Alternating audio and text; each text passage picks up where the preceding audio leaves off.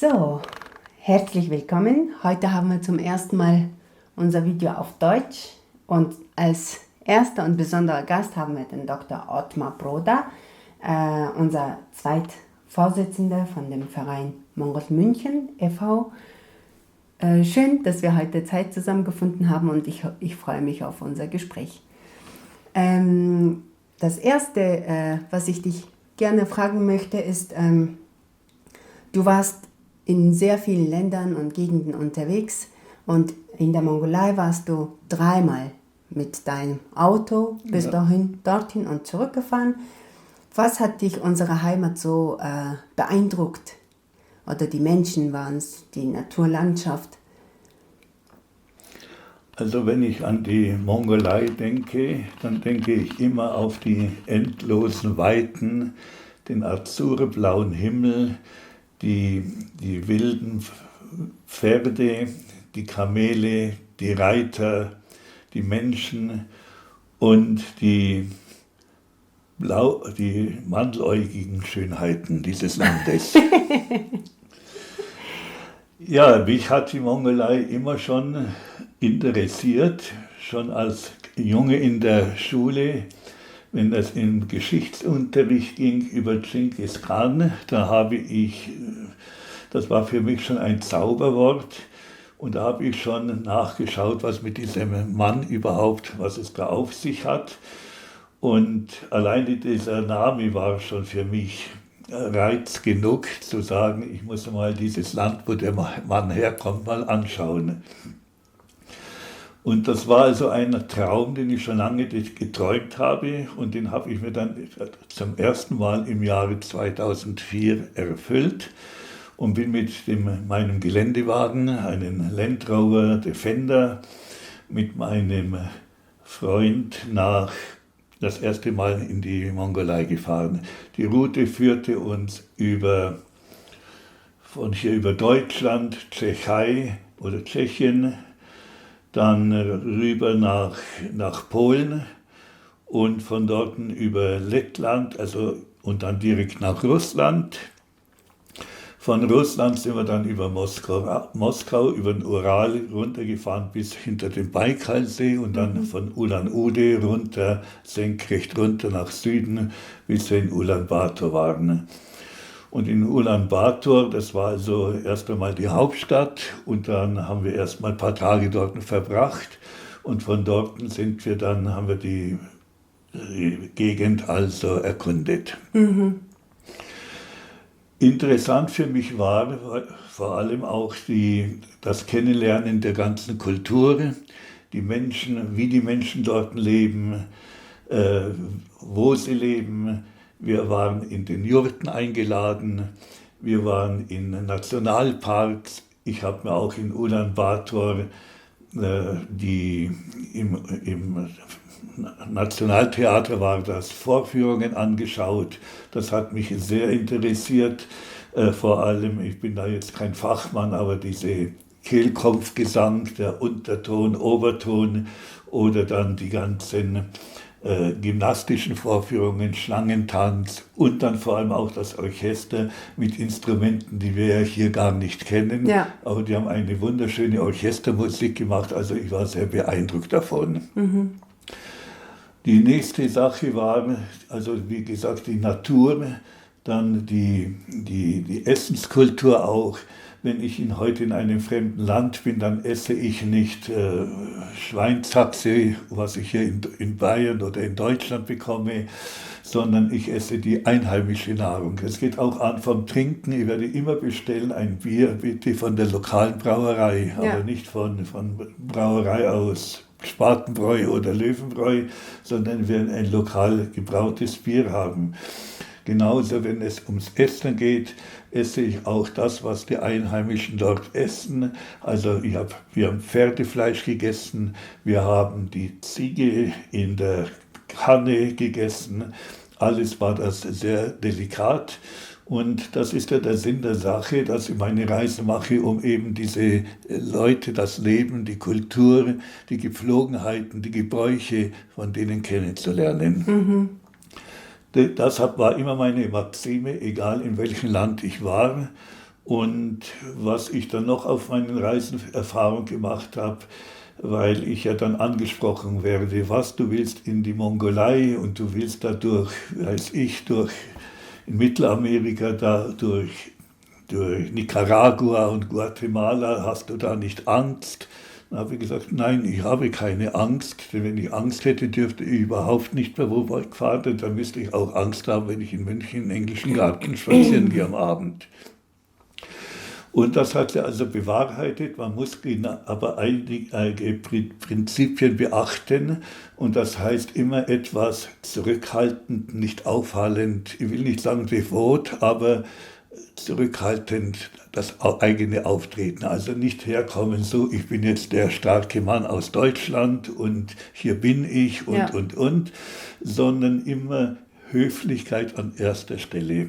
Man sagt, mit dem Hut in der Hand kommt man durch das ganze Land und da ist eine gewisse Wahrheit in diesem Sprichwort drinnen.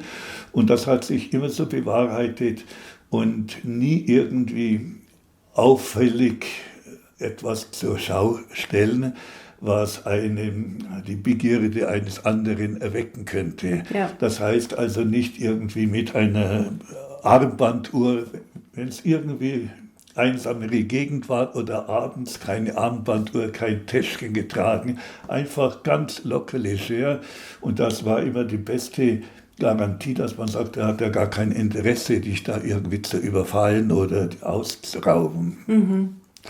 Und wenn man das beherzigt, also ich bin ja auf allen 5 Kontinenten dieser Erde gewesen und muss sagen, ich muss also sagen, dass ich nie irgendwelche Probleme hatte. Wenn ich von einer einzigen Ausnahme absehe, die ein bisschen, aber die jetzt zu schildern würde in den Rahmen der Erzählung springen. Mhm. Warst du immer wohl und sicher unterwegs? Wir waren immer wohl und sicher unterwegs. Ich habe auch einen Reisepartner gehabt. Wir haben immer gesagt, wir sind die ideale Besetzung. Ich als Mediziner und mein Reisepartner. Also wenn nicht meine Frau mitgefahren ist, dann war das mein Reisepartner ein Automechaniker, Meister. Und ich habe immer zu ihm gesagt, du, wenn Probleme da sind, du machst ja aus einer Coca-Cola-Dose noch einen Vergaser, wenn es sein muss. Also es war noch einer der alten Schule und es war immer eine Sicherheit, so einen Mann als Beifahrer da zu haben. Mhm. Wenn der Motor mal gestottert hat oder hätte, sage ich, und wenn ich da weiterkriege, einen halben Herzinfarkt und so wusste ich sofort, der weiß, wo welche Schraube anzuziehen ist. Oder genau. Es hat also eine gewisse Sicherheit gegeben. Mhm. Dazu sage ich auch, bei einer Reise, also ich habe auch viele Reisen mit meiner Frau gemacht. Die Reisen haben, also alle 3 Reisen in die Mongolei haben immer so ungefähr hin und zurück bis von München und wieder zurück, ungefähr 30.000 Kilometer waren das. Die haben immer zwischen 8 und 12 Wochen gedauert. Mhm. Die hätten noch von meiner Seite aus länger dauern können, nur mein Reisepartner war noch berufstätig. Also hat er sich nicht mehr Zeit nehmen wollen als Selbstständiger. Ja. Und so haben wir auch einmal, ist er dann von Ulaanbaatar zurückgeflogen und dann ist meine Frau am nächsten Tag nachgekommen und mit der habe ich dann die Reise fortgesetzt und die ist dann auch mit mir wieder bis nach München über Russland, wieder bis nach München zurückgefahren.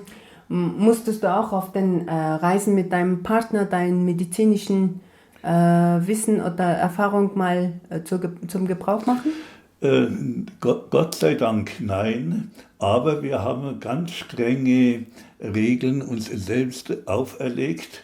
Zum Beispiel habe ich immer gesagt, es wird kein Wasser getrunken, das nicht entweder behandelt wird mit irgendeinem Desinfektionsmittel, wir haben das Xeresil genommen, oder wenn wir haben immer entweder abgekocht.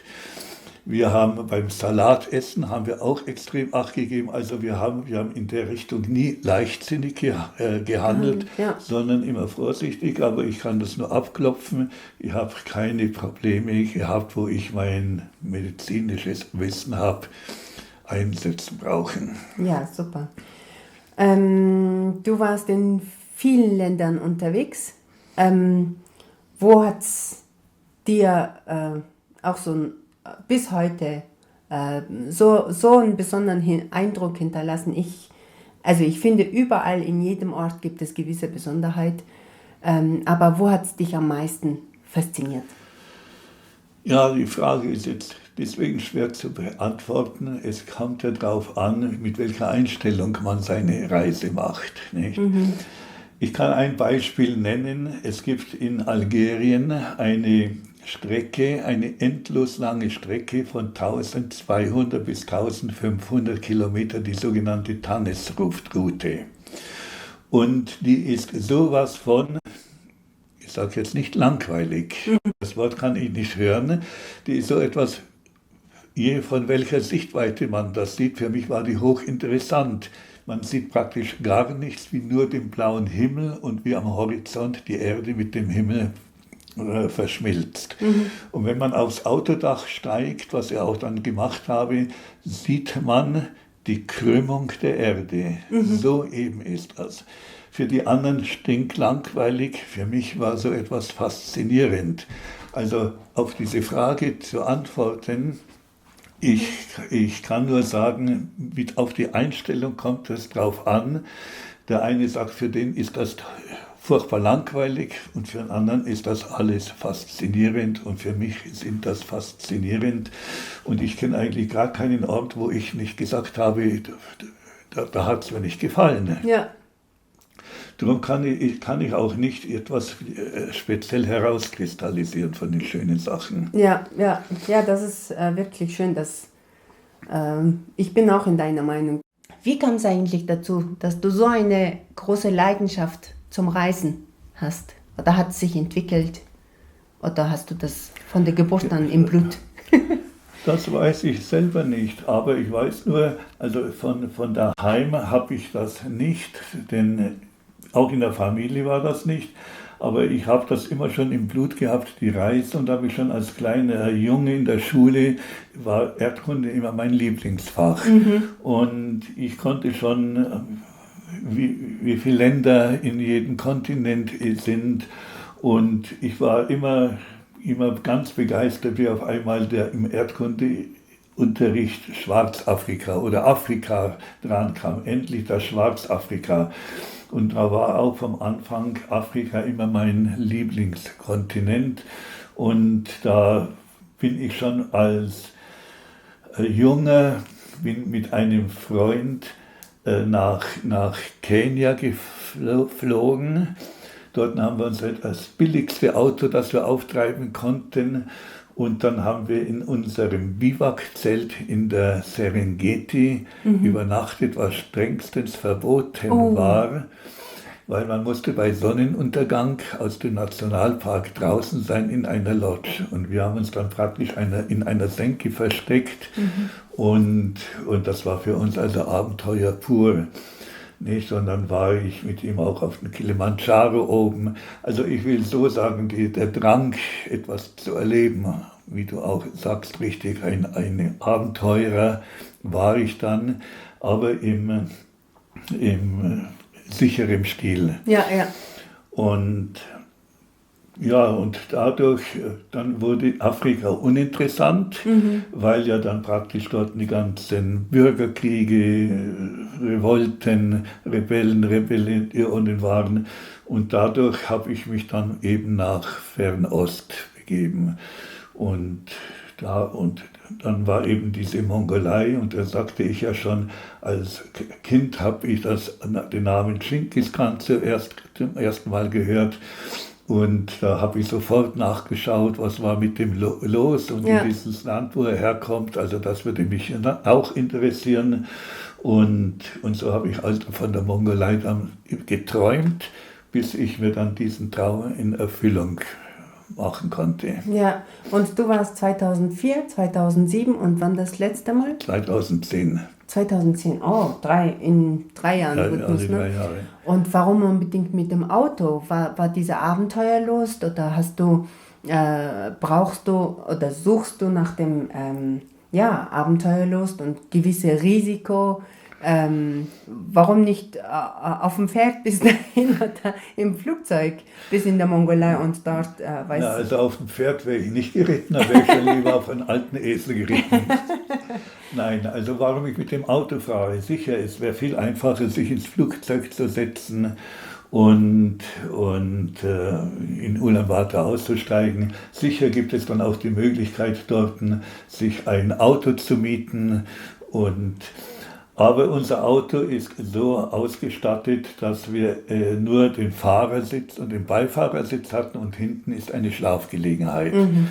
Wir kochen dann selber, wir können stehen bleiben, wo wir wollen, wir können hin und her fahren, wo wir wollen. Also super flexibel. Ja, wenn ich heute mit einer Reisegesellschaft hinfahre, ganz egal wie die auch heißt, dann habe ich meinen festgelegten Rundtour, die Touristen, die mit den Touristen abfahren, was mir eigentlich etwas gegen den Strich geht, sondern ich will abseits dieser eingefahrenen Touristenpfade sein und kann an Ort und Stelle immer noch nachschauen über das Internet, was sind da für Sehenswürdigkeiten und da fahren wir noch hin, da bleiben wir stehen, wollen auf den Berg rauf. Also ich nehme auch diese Anreise ganz gerne in Kauf, weil man schon auf der Anreise durch Länder fährt, die man vielleicht sonst nicht so sieht. Und für mich ist die Anreise schon ein Teil dieses Abenteuers. Nun, wir haben uns 2015 kennengelernt, seitdem seid ihr auch beide, du und deine Frau, sehr aktiv in unserem Verein, unterstützt uns viel. Eigentlich von dieser Hinsicht, da du mit der Musikgruppe Seda so im engen Kontakt bist und gut angefreundet, hast du dir vielleicht schon gewisse Fachwissen angeeignet über die mongolische Musik. Und ich habe in der Zwischenzeit viel von eurem Leben erfahren dürfen. Wie habt ihr das geschafft, dass ihr die ganzen Reisen immer priorisieren konntet und euch leisten konntet? Dabei hast du eine Zahnarztpraxis geführt, ihr habt ein Haus und 3 Töchter habt ihr auch großgezogen. Ist ja auch nicht ganz ohne, wo wir jetzt auch als junge Familie kleine Kinder haben. Wie hast du dann geschafft, die ganzen Länder und die 5 Kontinente zu reisen? Ja, wie ich das geschafft habe, sicher war das eine Kraftanstrengung, aber es ist auch eine Sache, wie ich meine Prioritäten setze, nicht? Und ich habe kein Interesse gehabt, irgendwo in Nachtclubs zu sein und, ich will nicht sagen, die Puppen tanzen lassen, aber viel Geld auszugeben für... Meine Frau ist leidenschaftlich gute Köchin, also ich esse auch lieber daheim, als dass ich in eine Gaststätte gehe. Das heißt natürlich nicht, dass wir nicht im Sommer in den Biergarten gehen und dort unsere Sperrribs essen und dergleichen. Vor allem in Bayern, ne? Ja, und also ich würde so sagen, wir haben auch sehr viel selber, gerade zu Beginn, wie ich mich selbstständig gemacht habe, sehr viel selber gemacht. Wir haben auch selber die Praxis miteinander geputzt. Meine Frau hat die Buchführung gemacht, meine Frau hat die Helferin ersetzt. Dadurch haben wir auch schon eine eine Personalie weniger gehabt. Also wir haben eigentlich ein Geld, das noch übrig geblieben ist, zur Seite getan und haben geschaut, woran können wir den nächsten Urlaub damit wieder machen. Also wir haben auf alles andere verzichtet, was uns aber nicht wehgetan hat, sondern die Freude war da, dass wir jetzt wieder etwas unternehmen können. Dazu kommt natürlich auch, muss ich sagen, dass ich in meinem Beruf einen Beruf hatte, wo ich auch gut verdient hatte. Und ich habe auch noch das Glück gehabt, dass, wie man so schön sagt, ich habe die 7 goldenen Jahre erlebt. Denn wie ich dann angefangen hatte, war eine BEMA, also der Bundesmantelvertrag, jetzt fachlich ausgedrückt, eine Neubewertung. Und das hat auch in unserem Beruf einen guten finanziellen Aufschwung bedeutet. Und mit euren Töchtern, hat da jemand in eurer Familie jetzt von den Kindern und Enkelkindern diese Reiseleidenschaft und Reisefieber Ja, mitgeerbt? ja, will ich sagen. Also alle drei Töchter, die älteste, die war auch schon eigentlich viel unterwegs. Die war jetzt erst noch gar nicht so lange her, paar Monate in Spanien. Die anderen beiden, muss ich sagen, die waren ja bei der Fluggesellschaft angestellt, bei British Airways. Und dadurch sind sie als Staff geflogen, immer für einen Spottpreis, will ich mal sagen. Und das haben die auch ausgenutzt. Und wir als Eltern konnten auch sehr, sehr günstig fliegen. Und das hat ja auch viel ausgemacht. Ich erinnere nur, ich weiß nicht, in welchem Jahr das war, aber noch zu D-Mark-Zeiten, da hat ein Flug nach Australien 3.300 D-Mark gekostet, Business Class, Ja. Economy Class, Economy Class. Also ich sage immer in der unteren Kategorie. Ja. Und ich bin für 10% geflogen, also für 330. Das war also hin und zurück München, London und von London Sydney und wieder zurück für 330. Ja, das das war ist also geschenkt. Nicht? Und das war für mich Anreiz viel, diese Gelegenheit auszunutzen. Und das wurde auch von der British Airways, wir haben alle zu meinen Töchtern gesagt, eure Eltern machen das richtig. Ja, Sie schön. nutzen das aus und schauen sich die Welt an. Ja, super. Also wenn ich das nicht gehabt hätte, hätte ich wahrscheinlich eine oder andere Reise bestimmt nicht gemacht und machen können. Also ich genieße es jedes Mal, von euren Lebenserfahrungen teilhaben zu dürfen und die Geschichten zu hören und natürlich eure weise Wörter nehme ich sehr zum Herzen.